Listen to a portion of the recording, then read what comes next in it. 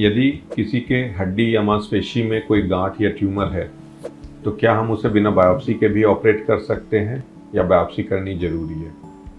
ये बहुत ही critical issue है और इन जनरल बायोप्सी बहुत इम्पॉर्टेंट होती है क्योंकि उसी के द्वारा हम पता करते हैं कि इसमें कैंसरस टिश्यू है या नॉन कैंसरस टिश्यू है।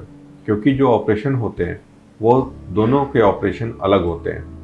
कैंसरस सेल्स में हम वाइड मार्जिन लेके निकालते हैं, लेकिन जब नॉन कैंसरस ट्यूमर होते हैं यानी बेनाइन ट्यूमर होते हैं उसमें कई बार हम इंट्रालीजनल या मार्जिनल सर्जरीज भी करते हैं। यदि ऐसी सर्जरी कैंसरस टिश्यू में हो जाए, इंट्रालीजनल यानी कि आप ट्यूमर के बिल्कुल करीब से उसको निकाल रहे हैं, तो ऐसे में कैंसर के फैलने का भी रिस्क रहता है और उसके दोबारा आने की संभावनाएं भी बहुत ज़्यादा होती है।